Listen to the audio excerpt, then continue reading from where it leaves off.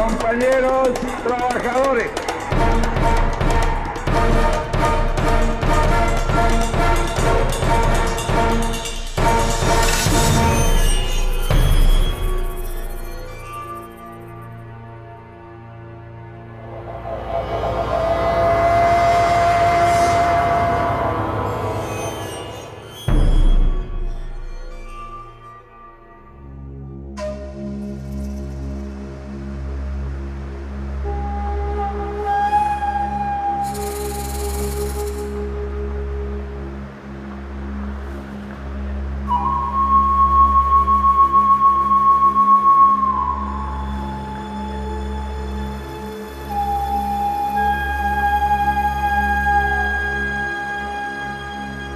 Estamos en el Centro Cívico de San Carlos de Bariloche, obra del arquitecto Ernesto de Estrada. Proyectado a mediados de la década del 30 e inaugurado en 1940, el Centro Cívico se convertirá desde su inicio en un verdadero punto focal para la ciudad en su obra hacia el lago Nahuel Huapi. El Centro Cívico encarna tal vez el monumento más importante a nivel urbano de la arquitectura pintoresquista en la Argentina. Comenzamos así a visitar el rico patrimonio arquitectónico argentino que encierra la tierra patagónica.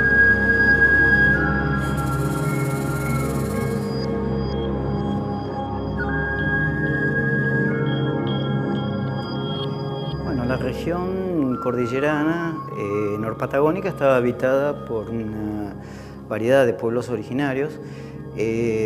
Podemos hablar de los mapuches, que estaban de los dos lados de la frontera. Había un intercambio importante con los tehuelches del norte.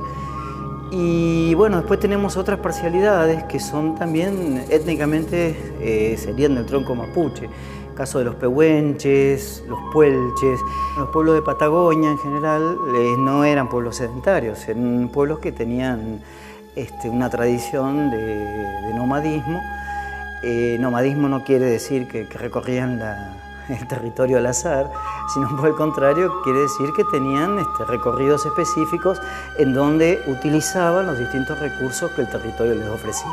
Las viviendas eran generalmente sencillas, eran viviendas desarmables, es lo que se calificó, se habló como toldería, se usaban cueros, se usaban maderas.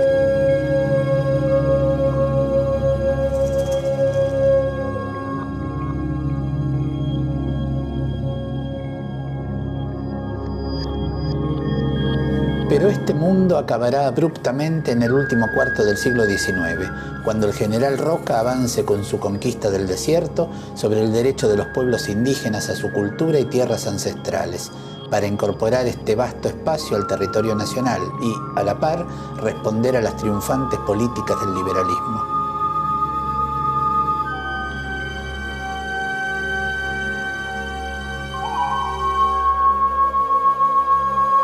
La llamada conquista del desierto en realidad fue una guerra de conquista, porque la intención era ocupar los territorios que eran ancestralmente de los pueblos originarios, de los pueblos indígenas, ya fueran mapuche, tehuelche del norte, tehuelche del sur. A mediados de la década del 70 del siglo XIX se produce la necesidad de expandir el territorio de algún modo para expandir las fronteras agropecuarias. No es la única razón, pero sí tiene que ver con la expansión de las fronteras agropecuarias, relacionado con llevar el ovino más allá de la pampa húmeda y producir ovinos en Patagonia y fundamentalmente reservar la pampa húmeda para la producción de ganado vacuno de alta calidad.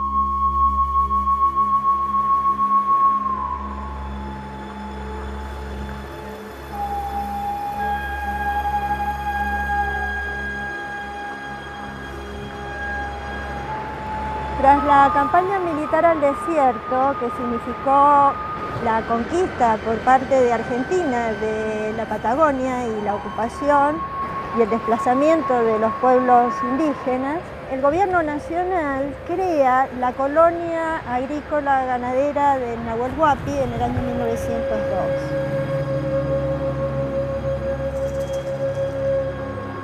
El problema de la radicación de los colonos en esta esta zona fue de origen topográfico, por las características del terreno y por la abundancia de bosques y de fuertes pendientes. En realidad la actividad agrícola-pastoril era bastante dificultosa.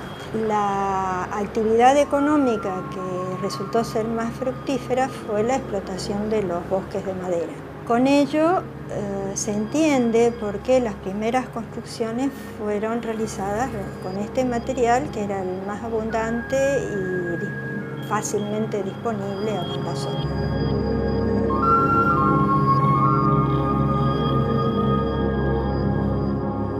El año 1934 será especialmente relevante para el destino de Bariloche y las regiones vecinas de los lagos surandinos, ya que se creará la Dirección de Parques Nacionales, nombrándose a su frente al ingeniero Ezequiel Bustilio.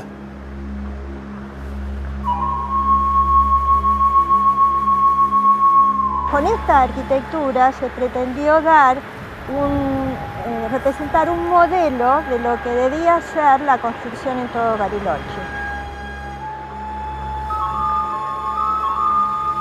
Por la voluntad y la intención de crear una imagen atractiva para el turismo, se desechó todo un proceso de diseño y de construcción mucho más evolucionado, que era el que venían realizando los pioneros, de una arquitectura mucho más racionalizada, protoindustrial, podríamos decir, con un aprovechamiento más eficiente de la madera y más económico también, ¿no?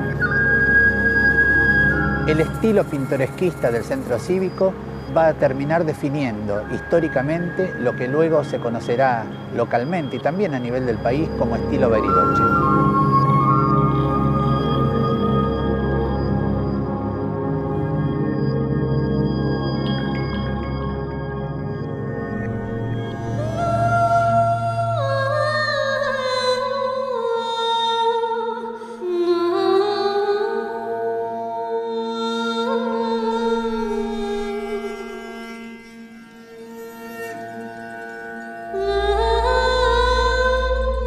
Estamos en el Hotel Yao Yao, una de las obras maestras del arquitecto Alejandro Bustillo. Este espléndido hotel, uno de los primeros en su género en el país y en Sudamérica, fue inaugurado en 1938. Alejandro Bustillo fue uno de los grandes arquitectos argentinos. Su especial maestría, aquello que lo destaca de otros arquitectos de su generación, fue esa capacidad especialísima que tuvo para saber insertar su arquitectura en el paisaje. El Hotel Yao Yao es una de las obras que mejor ilustran esa corriente arquitectónica conocida genéricamente como pintoresquismo. ¿Y qué es el pintoresquismo entre nosotros? Pues bien, es esa corriente arquitectónica que proviene de la gran tradición constructiva inglesa, normanda también en el norte de Francia, más tarde norteamericana, es decir, de esa tradición constructiva que nos llega de los países anglosajones o por lo menos del norte de Europa. ¿Y qué características tiene el pintoresquismo? Por lo general se trata de una arquitectura que huye a aquellas normas propias del academicismo, la simetría, la excesiva rigidez, más bien trabaja con volúmenes y masas que toman un carácter muchas veces asimétrico, con la sorpresa. Los materiales de que se sirve suelen ser materiales que tienen siempre un toque de rusticidad.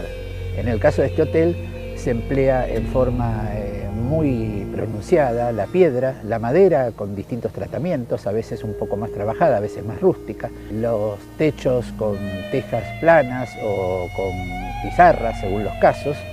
Otra característica importante de estas arquitecturas que llegaban desde el norte, desde países fríos, son la presencia de las chimeneas.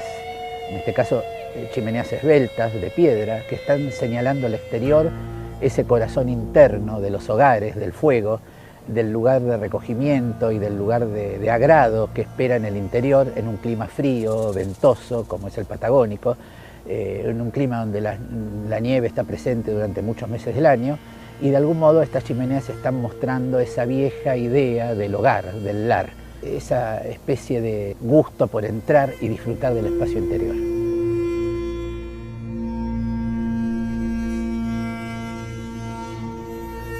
También en sus interiores, el Hotel Yao Yao muestra una fuerte impronta de la decoración pintoresquista. Y también muestra los materiales que contribuyen a esta impronta. La piedra gris, en el caso de los techos del corredor, las falsas vigas de madera, y también los revestimientos de madera rústica, una especie de boiserie brutal que de algún modo acompaña todo el desarrollo de este corredor de lujo. Entre aquellos elementos decorativos que pertenecen al diseño original, permanecen algunos artefactos eléctricos, arañas y apliques, y también parte del mobiliario, donde hay una referencia clara digamos, al mundo cinegético, a los trofeos de caza, astas de ciervos y también revestimientos con pieles de animales, esperemos que en este caso sintéticas, que de algún modo recogen toda aquella atmósfera de los años 30.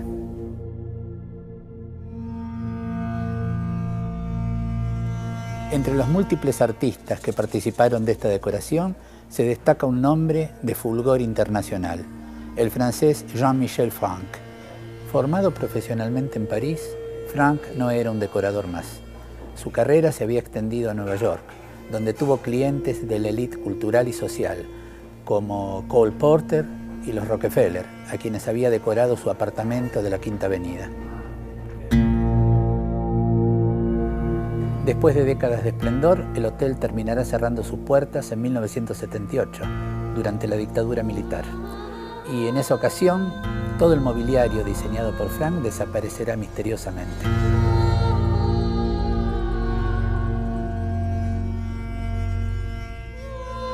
No siempre se tiene la suerte de que las grandes obras patrimoniales, y sobre todo aquellas que están ligadas a una función tan determinada como es la de un hotel, reabran sus puertas y mantengan esa función original.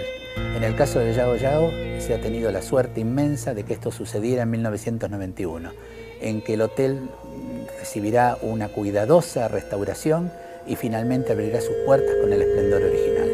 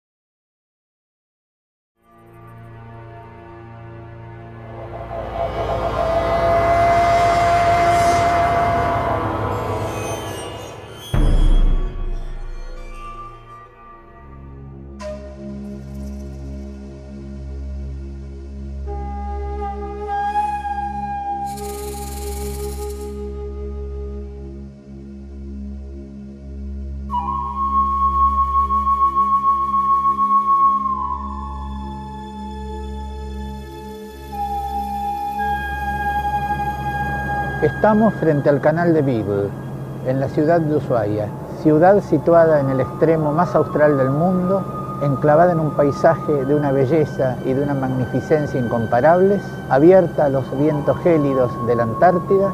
Ushuaia es el portal perfecto para adentrarnos en la visión de la arquitectura de la Patagonia Atlántica.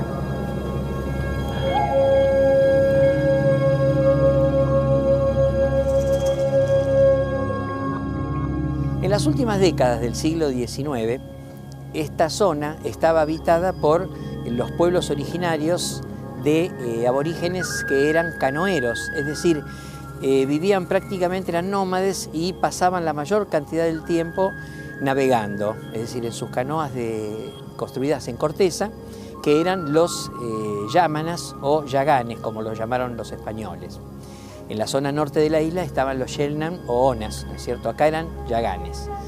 Ellos prácticamente iban de una isla a otra, entraban en la bahía y en todo lo que es este canal Beagle que divide Argentina, Chile, antes unía lo que eran los territorios de esta población.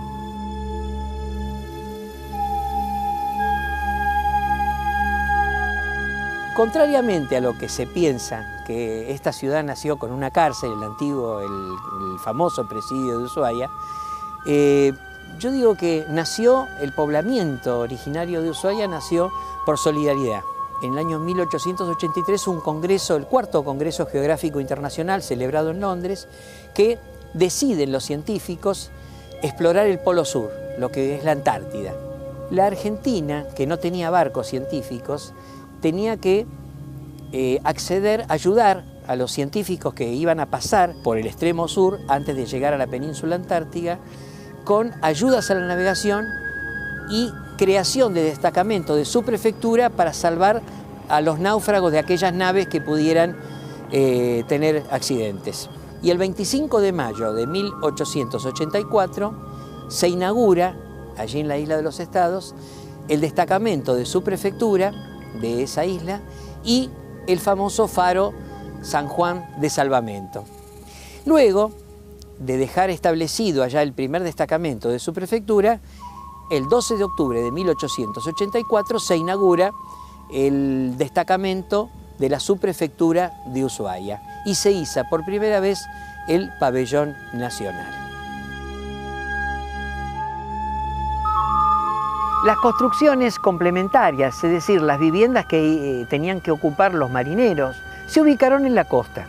Y así las primeras construcciones, por lo tanto, se ejecutaron con materiales livianos: madera, chapa, clavos y un serrucho. Por eso que yo le llamo una arquitectura de carpinteros. Esta es una arquitectura de carpinteros, porque todas estas construcciones rectangulares o prismáticas que se iban ampliando con techos de dos pendientes o 4 pendientes y ventanales de vidrios pequeños, prácticamente eran construidas por los mismos carpinteros.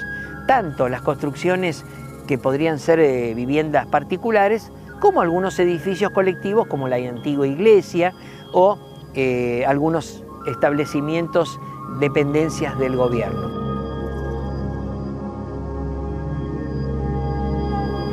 Estamos frente a la antigua Casa de Gobierno y residencia de los gobernadores de Tierra del Fuego. Encargada en 1895 a la antigua oficina de arquitectura presidida por el ilustre arquitecto italiano Francisco Tamburini, la casa fue proyectada y prefabricada en Buenos Aires para ser enviada a Ushuaia por vía marítima. Los elementos constructivos, los materiales y el grupo de operarios que habrán de levantar la casa en Ushuaia llegan junto con el gobernador designado Félix Paz en 1896. Se trata de una típica construcción patagónica en la cual la chapa tiene un rol sobresaliente, se destaca en forma contundente, junto con otros materiales como la madera y sectores de mampostería. En la fachada principal y situada sobre la puerta de acceso se destaca una construcción, un sector de aventanamiento cerrado, conocido con el nombre de bow window, de la tradición inglesa, que precisamente está marcando no solamente la característica de esta arquitectura patagónica, sino una respuesta al clima riguroso del invierno fueguino.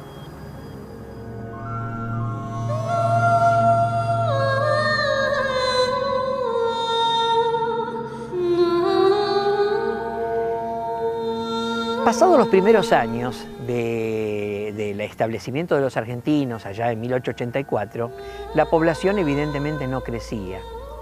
Por eso que el gobierno nacional decide, muy acertadamente, pensamos nosotros, en base a los resultados, establecer una colonización penal en el último confín del país. Por eso que se decide construir una gran cárcel, un presidio en un lugar alejado, para que pasen sus condenas tanto los presos militares como aquellos presos peligrosos. Cuando se establece la cárcel, ahí se produce un gran desarrollo de toda esta zona. ¿Por qué? Porque evidentemente al establecer una cárcel con casi 300 celdas, requerían guardiacárceles, personal, profesores para los talleres de herrería, de carpintería, los astilleros, la zapatería, la panadería, es decir, todos los servicios que se fueron creando necesitaba de gente que supiera enseñarle a los mismos penados para poder trabajar.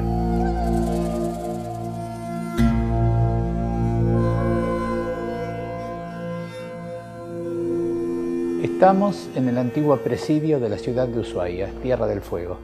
Cárcel de reincidentes construida entre 1902 y 1920, en que se terminan las últimas instalaciones.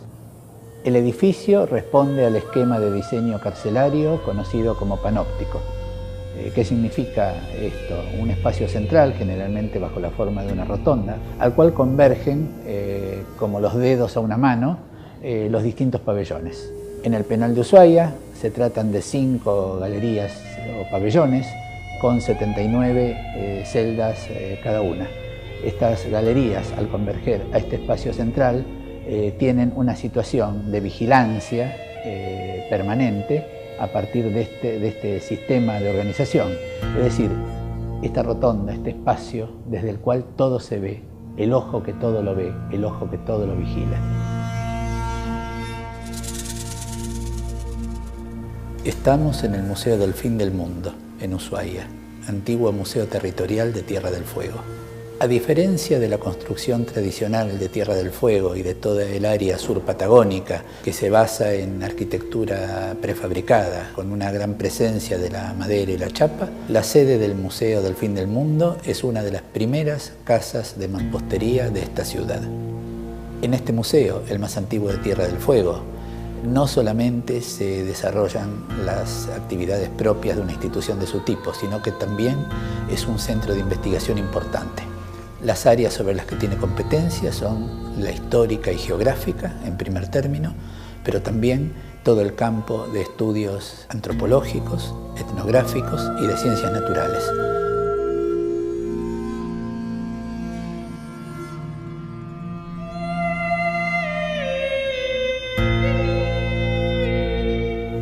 La antigua casa de la familia Bevan fue una de las más destacadas e importantes de la ciudad de Ushuaia, por su tamaño, su rica volumetría y la calidad de sus detalles arquitectónicos.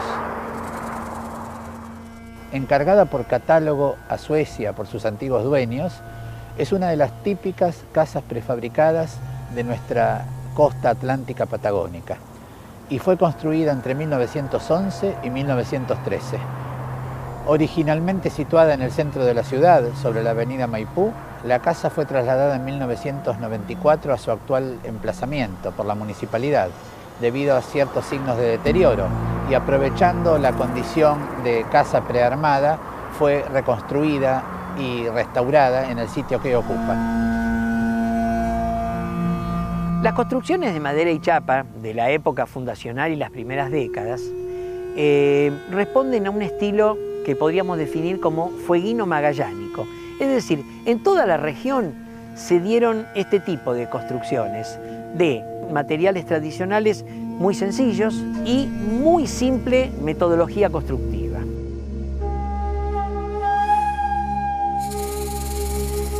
El desafío más grande que tenemos quienes estamos en patrimonio es precisamente la conservación, no solamente de aquellos bienes culturales, sino también del rescate de la memoria, de los usos y las costumbres de los antepasados, para poder ir haciendo una especie de docencia, es decir, ir contándole, ir transmitiéndole esos conocimientos a la gente que va llegando sucesivamente.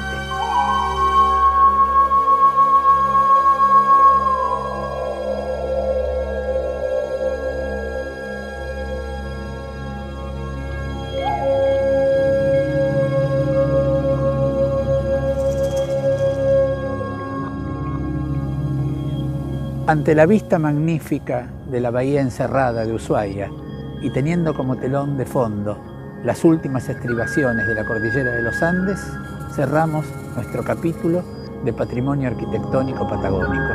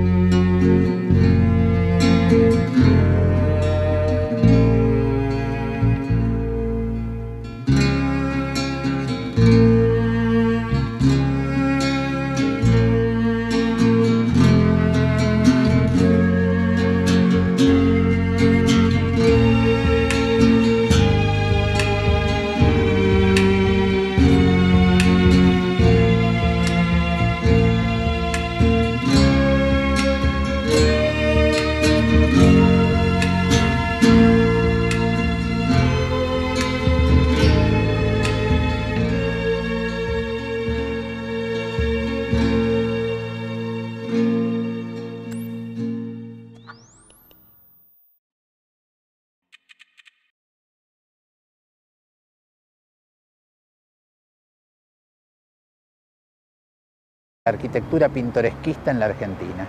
Comenzamos así a visitar el rico patrimonio arquitectónico argentino que encierra la tierra patagónica.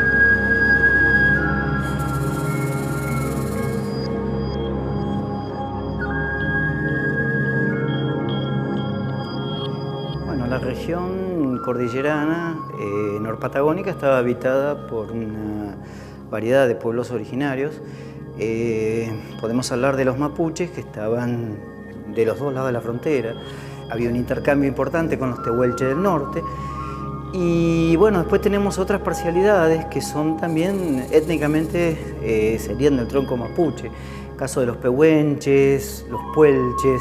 Los pueblos de Patagonia en general no eran pueblos sedentarios, eran pueblos que tenían una tradición de nomadismo. Nomadismo no quiere decir que recorrían el territorio al azar, sino por el contrario quiere decir que tenían...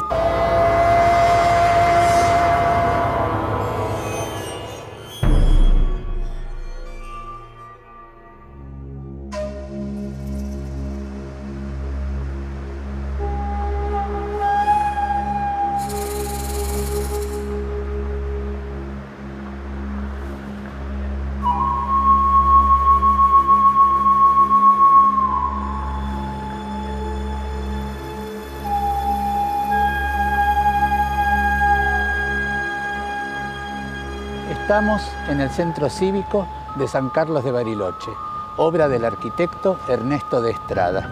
Proyectado a mediados de la década del 30 e inaugurado en 1940, el Centro Cívico se convertirá desde su inicio en un verdadero punto focal para la ciudad en su abra hacia el lago Nahuel Huapi.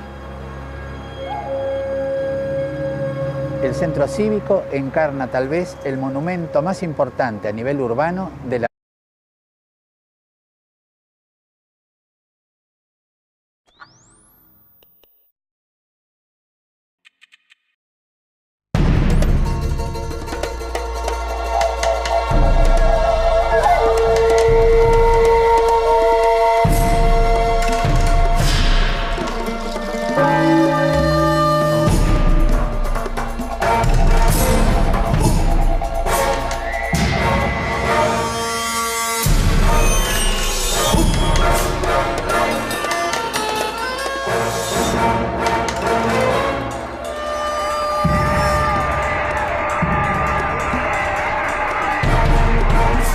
Compañeros trabajadores.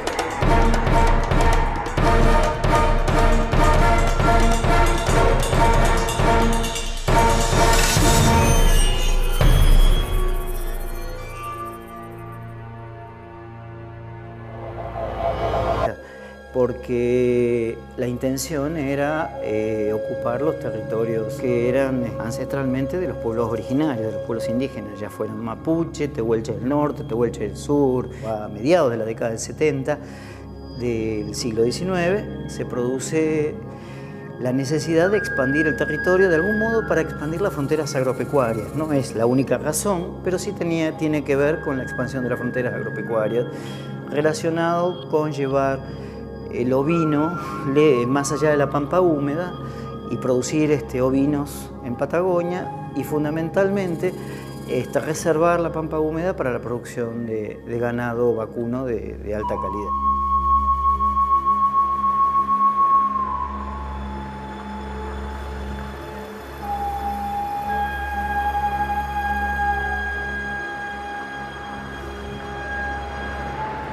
Tras la campaña militar al desierto, que significó recorridos específicos en donde utilizaban los distintos recursos que el territorio les ofrecía. Las viviendas eran generalmente sencillas, eran viviendas desarmables, es lo que se calificó, se habló como toldería, se usaban cueros, se usaban maderas.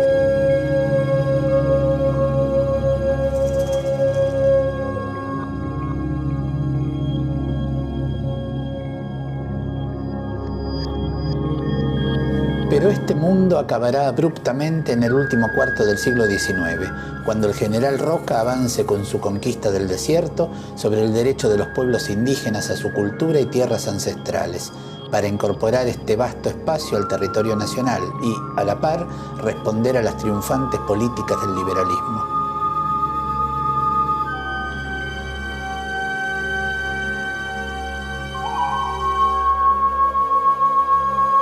La llamada conquista del desierto en realidad fue una guerra de conquista.